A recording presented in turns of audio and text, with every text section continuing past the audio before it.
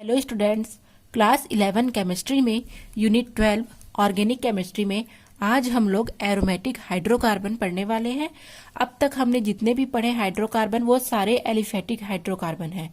आज हम लोग एरोमेटिक हाइड्रोकार्बन पढ़ेंगे। तो सबसे पहले कि एरोमेटिक हाइड्रोकार्बन किसे कहते हैं, ठीक है। तो एरोमेटिक हाइड्रोकार्बन का मतलब होता है बंध संरचना या चक्रीय संरचना, ठीक है। तो ऐसे समचक्रीय हाइड्रोकार्बन जिनमें बेंजीन के समान एरोमेटिकता का गुण पाया जाता है एरोमेटिक हाइड्रोकार्बन कहलाते हैं। ये यौगिक एक नाभिकीय या बहुनाभिकीय दोनों हो सकते हैं, ठीक है।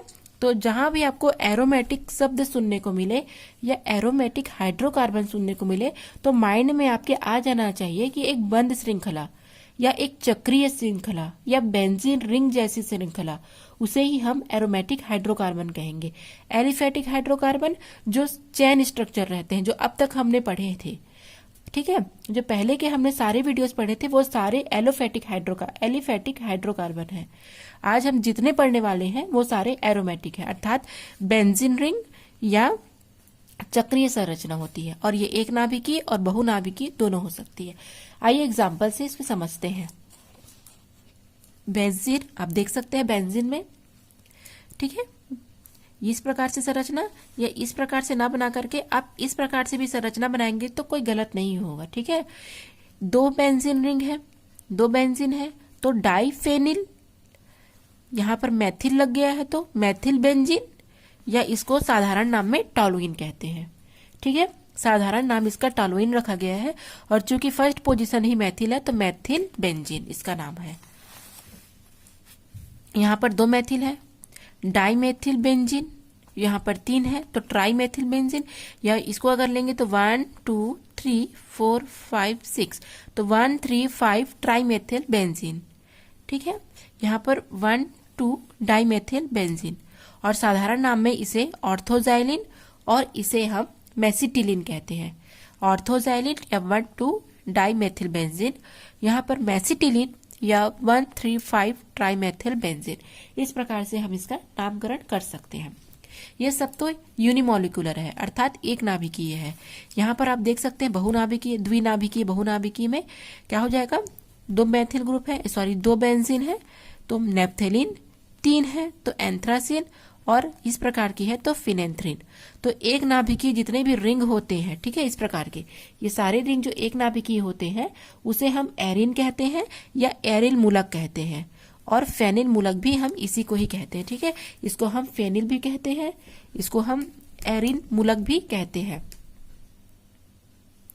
ठीक है। तो ये हो गया आपका एरोमेटिक हाइड्रोकार्बन।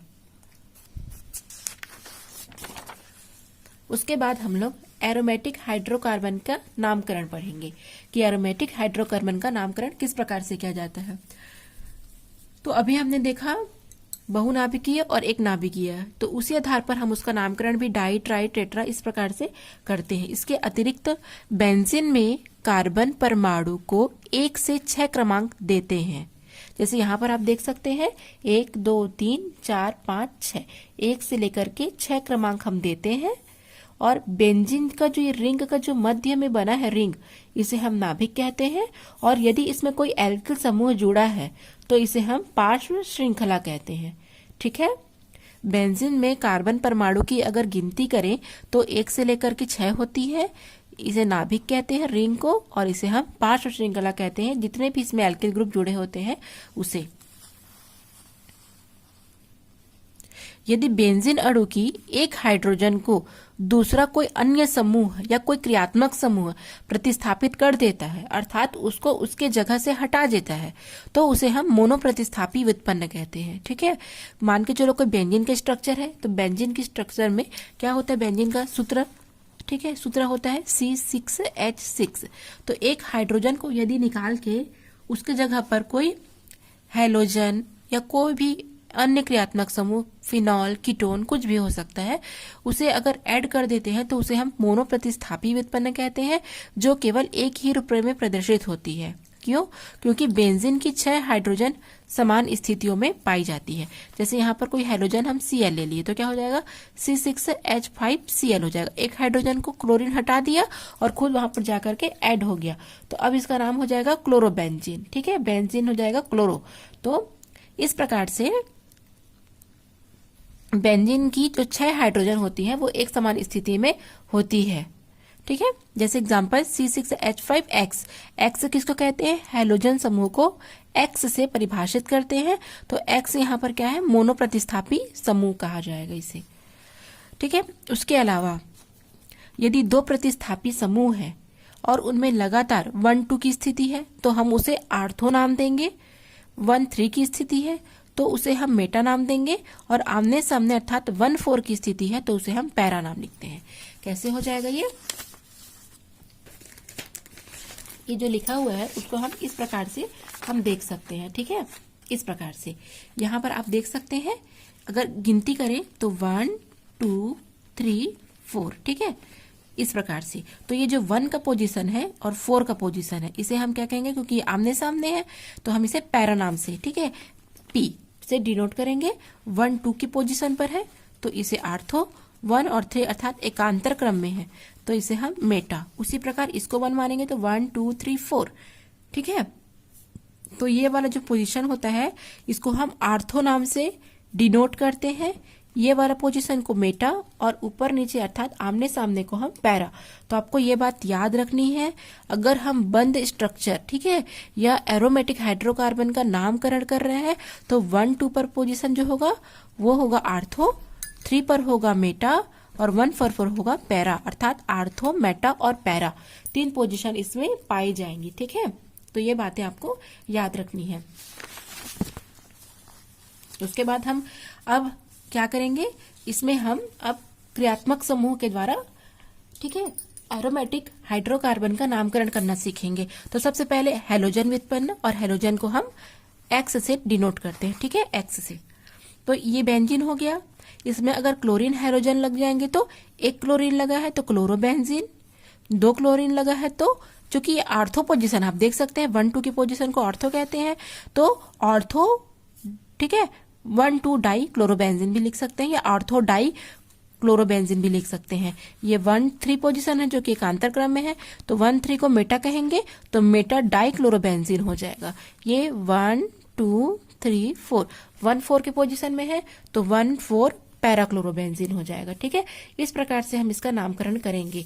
अगर CH2 यहाँ पर देख सकते हैं एक ग्रुप जुड़ गया यहाँ पर, ठीक है, मैथिल जैसा ग्रुप है तो इसको हम बोलेंगे बेंजील क्लोराइड। इसे हम क्या कहेंगे, बेंजील क्लोराइड।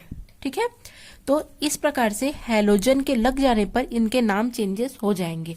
यदि एक है तो क्लोरोबेंजीन, 2 है तो ऑर्थो डाइक्लोरोबेंजीन, 1 और 3 पर है तो मेटा डाइक्लोरोबेंजीन, और इस प्रकार है तो 1-4 या पैरा डाइक्लोरोबेंजीन हम इसे कहेंगे। अगर हाइड्रोक्सी व्युत्पन्न है जिसे हम OH ग्रुप भी कहते हैं, तो इस प्रकार से अगर हाइड्रोक्सी व्युत्पन्न है तो नामकरण कैसे करेंगे, OH है तो फिनॉल, सिंपल नाम इसका फिनॉल, सूत्र हो जाएगा C6H5OH। ठीक है, ये हो जाएगा आपका फिनॉल, या इसको हम हाइड्रोक्सी भी बोलते हैं OH को तो हाइड्रोक्सी बेंजीन। ठीक है, या तो फिनॉल बोलेंगे साधारण नामकरण में और IUPAC में हाइड्रोक्सी बेंजीन।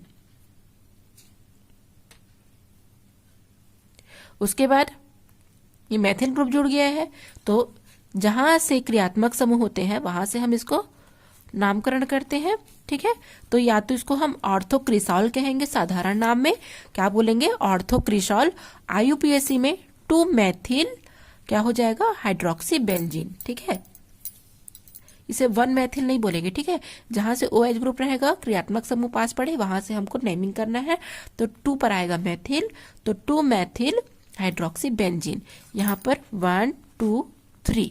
ठीक है, तो 3 को हम क्या कहेंगे, मेटा पोजीशन कहेंगे तो साधारण नाम हो जाएगा मेटा क्रिसॉल। ठीक है, मेटा क्रिसॉल हो जाएगा साधारण नामकरण, और 3 पर है तो 3 Maithil hydroxy benzene, 3 Maithil hydroxy benzene इसका नाम हो जाएगा।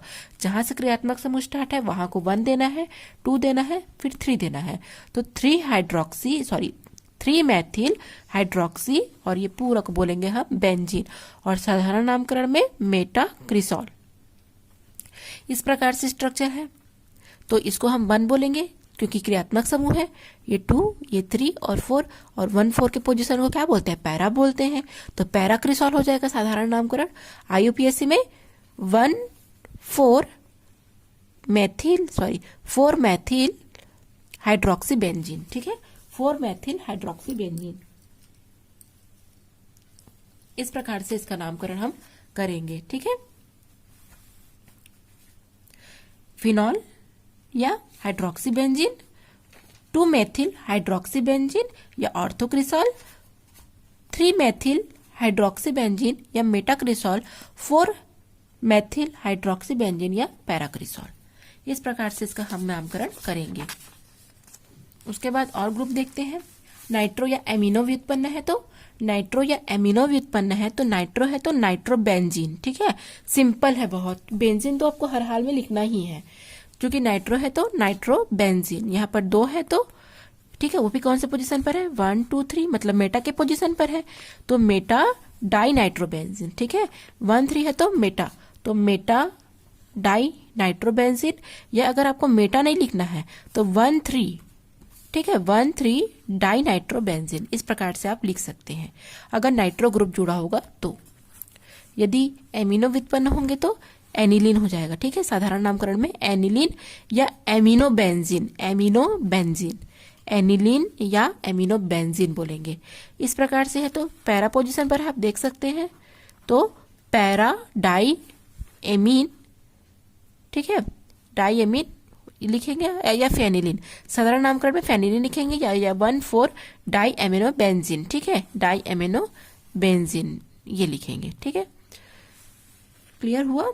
अगर 1, 3 पर है तो 1, 3 डाई नाइट्रोबेंजीन, ये 1, 4 पर है तो 1, 4 डाई एमिनोबेंजीन, क्योंकि ये एमीन ग्रुप जुड़ा है और ये नाइट्रो ग्रुप जुड़ा है। तो किसी भी क्रियात्मक समूह को आपको, ठीक है, उसी के ग्रुप के साथ, उसी के समूह को ध्यान में रख के हमको नामकरण का प्रोसेस को आगे बढ़ाना है। उसके बाद है ईथर, एल्डिहाइड और कीटोन, ठीक है, ईथर, एल्डिहाइड और कीटोन। तो एल्डिहाइड में CHO है तो नाम से स्पष्ट, चूंकि बेंजीन में लगा है तो बेंजीन में एल्डिहाइड है तो बेंजेल्डिहाइड या बेंजीन कार्बेल्डिहाइड, ठीक है। IUPAC में बेंजीन कार्बेल्डिहाइड या बेंजेल्डिहाइड। यहाँ पर आप देख सकते हैं COCH3 कीटोन है यहाँ पर तो एसिटोफिनोन, ठीक है, नाम हो जाएगा एसिटोफिनोन। और IUPAC नाम क्या हो जाएगा? Methyl phenyl ketone. क्या हो जाएगा? Methyl phenyl ketone, methyl phenyl ketone, ठीक है, या एसिटोफिनोन। यहाँ पर कार्बोक्सिलिक है, ठीक है, तो बेंजोइक अम्ल हो, कि बेंजीन है तो बेंजीन में कार्बोक्सिलिक लिखा है तो नाम के अंत में हम ओइक अम्ल लगाएंगे तो बेंजोइक, क्योंकि बेंजीन है इसलिए बेंजोइक अम्ल, ठीक है, या बेंजीन कार्बोक्सिलिक अम्ल। यहाँ पर भी देख सकते हैं हम कीटोन है, चूंकि बेंजीन है तो बेंजोफिनोन या डाई, क्योंकि 2 बार है ये, ठीक है, ये भी फेनिल तो डाईफेनिल कीटोन, ठीक है, डाईफेनिल कीटोन या बेंजोफिनोन। इस प्रकार से नामकरण हमको करना है। 2 और है, यहाँ पर OCH3 है, यहाँ पर OC2H5 है तो यहाँ पर इसको साधारण नामकरण में एनिसॉल बोलेंगे, यहाँ पर इसे फेनिटॉल कहेंगे। यहाँ पर एनिसॉल, यहाँ पर फेनिटॉल, मेथॉक्सीबेंजीन, एथॉक्सीबेंजीन, क्योंकि मेथिल है तो मेथॉक्सीबेंजीन, ये एथॉक्सीबेंजीन। इस प्रकार से हमको इसका नामकरण करना है, ठीक है, क्योंकि सारा बेंजीन स्ट्रक्चर है, सारा बेंजोनॉइड स्ट्रक्चर है तो सबके नाम में हमको बेंजीन या फेनिल ऐड करना ही है। अधिकतर जनरली सभी में हमको बेंजीन यूज करना है, कभी कभी फेनिल वर्ड भी यूज कर लेते हैं, ठीक है। तो इस प्रकार से आपका क्रियात्मक समूहों के साथ IUPAC नामकरण और साधारण नामकरण हमको करना है, ठीक है। Thanks for watching.